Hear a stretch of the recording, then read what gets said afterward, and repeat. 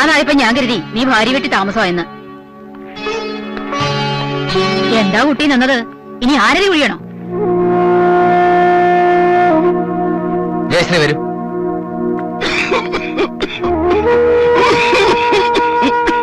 മരുന്ന് തീർന്നിട്ട് 2 ദിവസമായി, ഇതുവരെ നീ അത് മുടക്കിട്ടില്ല. മറന്നിട്ടില്ല അച്ഛാ, വാങ്ങാം. മോളവിടെ നിന്നേ. പറയണോണ്ട് വിഷമം തോന്നരുത്. മൂത്തവളെ അയച്ചതിലും അച്ഛന്റെ ഓപ്പറേഷൻ നടത്തിയിലും ഒക്കെ അവൻ ഒരുപാട് കടമുണ്ട്. എന്താ ഭാഗ്യം ഇത്, സമയവും സന്ദർഭവും ഒന്നും നോക്കണ്ട്. ഇനി എന്തിനാ അവളെ മറച്ചിട്ട്? ഇവിടുത്തെ കാര്യങ്ങളൊക്കെ അവള് പറയണ്ടേ? അമ്മ പറഞ്ഞോളൂ. വേറൊന്നുമില്ല, പുതുമോളിക്ക് ചുറ്റാനും കറങ്ങാനും ആയിട്ട് അവനെ ഒരുപാട് ബുദ്ധിമുട്ടിക്കരുത്. അമ്മേ, മോള് ചെല്ലേ.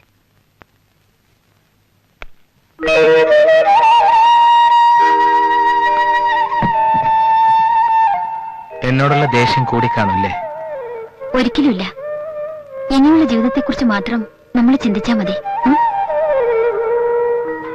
തീർന്നോ? എടോ, ഇതും കൂടി കഷ്ണിച്ചിട്ട്. അതെ, ഇത് മാടിന് തിന്നാനുള്ളതല്ല, മനുഷ്യന് തിന്നാനുള്ളതാണ്. ഒന്നും കൂടി നുറുക്ക്. അയ്യാ, 25 തേങ്ങ തിരുമിയിട്ട് ഇത്രേ ഉള്ളോ? ബാക്കി എവിടെ? കാലിനടിയിലെടുത്തിട്ടിരിക്കും. ഇങ്ങോട്ട് എടുക്കണോ? കള്ള കോമലുണ്ട്. എനിക്ക് ലേശം കള്ളത്തരമുണ്ട് കേട്ടോ. എടോ, പരിപ്പ്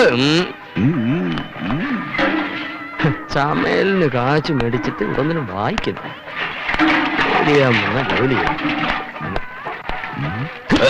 ഇത് മുഴുവൻ വായിച്ചിട്ട് താൻ പുതിയ നോവൽ എഴുതാൻ പോവാ? കഴിഞ്ഞ ലക്കത്തിൽ തുടങ്ങിയ പെരുമുറുക്കോ, ഈ ലക്കം വായിച്ചില്ല ശ്വാസം മുട്ടും. താൻ കഴിഞ്ഞ പാചകത്തിനെ എനിക്കൊരു ശ്വാസം മുട്ടലും പിരിമുറുക്കും ആയിരുന്നു. ഈ പോക്ക് പോവാണെങ്കിലേ അവസാനം താൻ പട്ടിണി കിടന്ന് പിരിമുറി ചത്തുപോകും. വായനൊക്കെ നിർത്തി ഇതൊരു അടുപ്പ് വെക്കണോ? പാചകത്തിന് കാശ് മേടിച്ചിട്ട് കളിക്കാൻ വന്നിരിക്കുക.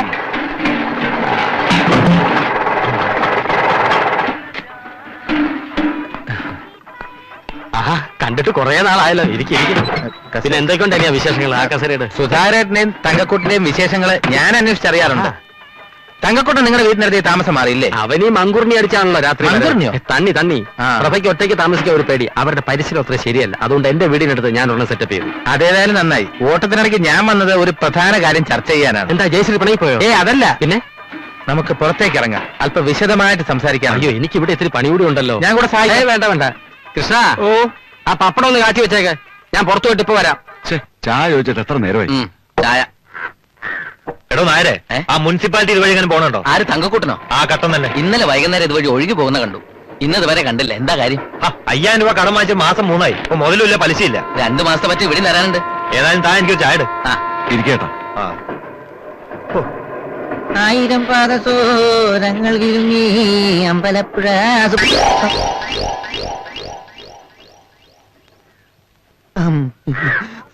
എന്റെ ഭഗവതി, ചായ.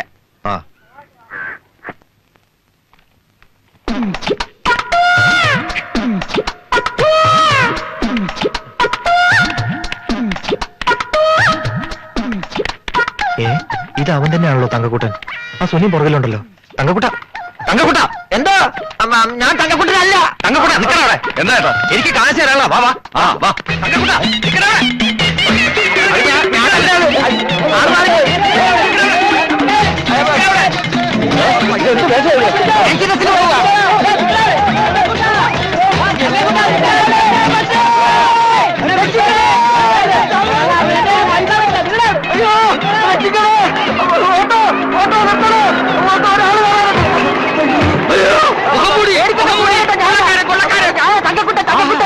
വരുന്നാക്കി ഞാൻ കുറച്ച് കാശ് കൊടുക്കാണ്ട് അവർ ഗാങ്ങായിട്ട് തല്ലാൻ അടിച്ചിടുന്നു. എന്നെ രക്ഷിക്കണം പ്ലീസ്.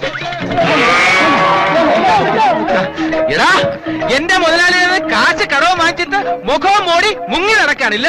എന്റെ കാശ് ഈ നിമിഷം കിട്ടിയില്ലെങ്കിൽ ഇവനെ കൊല്ലും. വേണ്ട മുതലാളി, എവന്റെ പരിപ്പ് ഞാൻ ഇടിച്ചിളക്കാം. ഈടിച്ചവന്റെ ഷേപ്പ് മാറ്റും. നിങ്ങളെ നീ കാശ് വാങ്ങിച്ചിട്ടുണ്ടോ? എന്റെ കയ്യിൽ നിന്ന് 5000 രൂപ വാങ്ങിച്ചത് തിരിച്ചു തന്നില്ല. തന്റെ 5000 രൂപ വാങ്ങിച്ചുള്ളൂ. എന്റെ രൂപ 50000 വാങ്ങിച്ചത്. 1 വർഷമായി ഇതുവരെ തന്നിട്ടില്ല. പലിശയും ചേർത്ത് 1 ലക്ഷം രൂപയായി. ഇവനെ നമ്മുടെ സംഘത്തിൽ കൊണ്ട് ചോദ്യം ചെയ്യാൻ ശരിയാവും. വണ്ടി കയറണം. അപ്പൊ എന്റെ കാശ് തൽക്കാലം ഈ പമ്പ് വാങ്ങിച്ചു കൊടു. ആ പമ്പിങ്ങിതാ. നിന്റെ വയറ്റി പഴുപ്പ. താനിത് വെച്ചോ. ഇവൻ തരാനുള്ള കാശ് വരുമ്പോ താന് തിരിച്ചു കൊടുത്താൽ മതി. അതുവരെ താ ഓയിൽ അടിച്ചോ. അമ്മ അയച്ചിട്ട് അത് കൊടുത്തേക്കണേ. എങ്ങോട്ടാ അളിയന്മാര് മൂന്നുപേരും കൂടെ? നിന്റെ അമ്മയുടെ നായര് അളിയന്മാരോ? എന്താ അളിയന്മാര്? നമ്മുടെ അർജുനൻ പിള്ളയുടെ 3 മരുമക്കളല്ലേ അവര്? എടാ എന്നെ ഏൽപ്പിച്ചിട്ട് അവരെ പറ്റിച്ചളഞ്ഞല്ലോ. വാങ്ങരുത് വാങ്ങരുത് വാങ്ങരുത്. കടം വാങ്ങാതെ പിന്നെ ഞാൻ എന്ത് ചെയ്യും? ഞാൻ ഒറ്റാം തടി ആയിരുന്നപ്പോഴേ ഈ ശമ്പളം കൊണ്ട് ഒന്തിരുട്ടിയാ പോയിക്കൊണ്ടിരുന്നത്. പിന്നെ ഇപ്പോഴത്തെ കാര്യം പറയണോ? ജയപ്രഭയുടെ മേക്കപ്പിനും ആഹാരത്തിനും വേണം ഈ കിട്ടുന്ന ശമ്പളത്തിന്റെ പകുതി. ദോഷം പറയരുതല്ലോ. എന്റെ ജയലക്ഷ്മിക്ക് മേക്കപ്പിലും ആഹാരത്തിലും ഒരു ഭ്രമവും ഇല്ല. അവളുടെ വീക്കിനെസ് സാരി സിനിമയാണ്. ഓ, ഇപ്പോഴത്തെ സിനിമാ ടിക്കറ്റിന്റെ റേറ്റ് വെച്ച് നോക്കുമ്പോ ഞാൻ കൊട്ടകെ കൊടുത്ത കാശ് കൊണ്ട് ചെറിയൊരു ഹോട്ടൽ തുടങ്ങാമായിരുന്നു. പറഞ്ഞിട്ട് എന്താ കാര്യം? അവളുടെ അച്ഛൻ കല്യാണത്തിന് കൊടുത്ത ആഭരണങ്ങൾ മുഴുവൻ ബാങ്കിൽ നിന്ന് കണക്ക് പഠിക്കുക. ആ, അതാ ഞാൻ പറഞ്ഞത്. നമുക്ക് 3 പേർക്കും ധാരാളം കടങ്ങളുണ്ട്, ശരിയല്ലേ? ശരിയാണ്. നമ്മുടെ ഇപ്പോഴത്തെ വരുമാനം വെച്ച് ഈ കടങ്ങളൊന്നും അത്ര പെട്ടെന്ന് വീട്ടാൻ പറ്റില്ല. അതും ശരിയല്ലേ? വളരെ ശരിയാണ്. അതുകൊണ്ട് ആ. നമ്മുടെ തൊഴിൽ അഭിവൃദ്ധിപ്പെടുത്തണം. സുധാകരേട്ടൻ അവിടെ ഇവിടെയൊക്കെ പോയി കഞ്ഞിയും കറിയും വെച്ച് കൊടുക്കുന്നതിനേക്കാൾ സ്വന്തമായിട്ടൊരു ഹോട്ടൽ തുടങ്ങുന്നത് ലാഭമാവില്ലേ? സംശയം എന്ത്? 10 ഇരട്ടി ലാഭം. ആ, ഞാനൊരു ഓട്ടോമൊബൈൽ സ്പെയർ പാർട്ട് ഷോപ്പ് തുടങ്ങിയാൽ എനിക്കുണ്ടാവും മെച്ചം. അപ്പൊ ഞാൻ എന്ത് ചെയ്യും? സ്വന്തമായിട്ട് മുനിസിപ്പാലിറ്റി കിടക്കണം. ഞങ്ങളുടെ രണ്ടുപേരുടെയും ബിസിനസ്സിൽ തങ്കക്കൂട്ടിനെ കൂടെ ഞങ്ങൾ പാർട്ട്ണർ ആക്കും. മുനിസിപ്പാലിറ്റി എന്നുള്ള കാശും കിട്ടും, ഞങ്ങളുടെ ലാഭത്തിന്റെ വിഹിതവും കിട്ടും. ഇങ്ങനെ മനപ്പായസം കുടിച്ച് വയറ് വീർപ്പിക്കരുത്.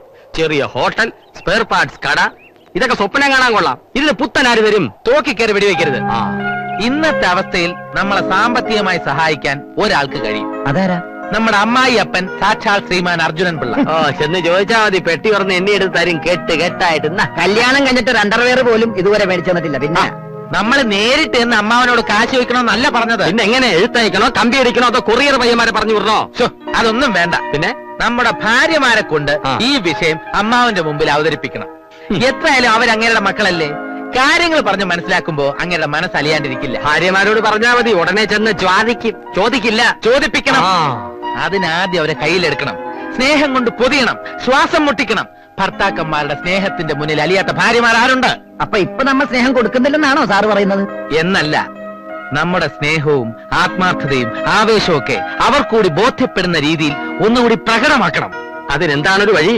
വഴികൾ പലതുണ്ട്. ആ. ഷോപ്പിംഗ്, കാപ്പികുടി, പിക്നിക്. എന്നാൽ ഇനി ഒന്നും നോക്കാനില്ല. വിട് വണ്ടി, പൊള്ളാച്ചി വഴി ഊട്ടി. ആ. ഹോട്ടലിന് ഞങ്ങൾ പേര് നിശ്ചയിച്ചു കഴിഞ്ഞു. സുധാകര വിലാസം ഹോട്ടൽ ആൻഡ് ടീ ഷോപ്പ് എന്നിടണമെന്ന് പലരും പറഞ്ഞു. പക്ഷെ ഞാൻ വഴങ്ങിയില്ല. എന്റെ എല്ലാ ഐശ്വര്യങ്ങൾക്കും കാരണം എന്റെ ഭാര്യ ജയലക്ഷ്മി. അതുകൊണ്ട് ഹോട്ടൽ ജയലക്ഷ്മി എന്ന പേരിടാമെന്ന് തീരുമാനിച്ചു. സ്പെയർ പാർട്ട് ഷോപ്പിന് ജയശ്രീ ഓട്ടോമൊബൈൽസ് എന്നിടണമെന്ന് തീരുമാനിച്ചു കഴിഞ്ഞു. നീ വിഷമിക്കണ്ട. നിന്റെ പേരിലും എന്തെങ്കിലും ചെറുകിട വ്യവസായം തുടങ്ങാമെന്നാ ഇവര് പറയുന്നത്. പപ്പടത്തിന് ഇപ്പൊ ഭയങ്കര ഡിമാൻഡാണല്ലോ. പിന്നെ അതുകൊണ്ട് ജയപ്രഭ പപ്പടം പ്രൈവറ്റ് ലിമിറ്റഡ്. എല്ലാം തുടങ്ങാം. പക്ഷെ ഇതിനൊക്കെ കാശ് വേണം. അതിന് നിങ്ങൾ വിചാരിക്കണം. അതിന് ഞങ്ങളുടെ കയ്യിൽ എവിടുന്ന കാശ്? അല്ല, അത് നിങ്ങളുടെ കയ്യിൽ നിന്ന് എടുക്കണമെന്ന് ആര് പറഞ്ഞു? ഞങ്ങൾ എന്തോ ചെയ്യും? ചോദിക്ക്. പറഞ്ഞു കൊടുക്ക തങ്കക്കുട്ട. ആണോ?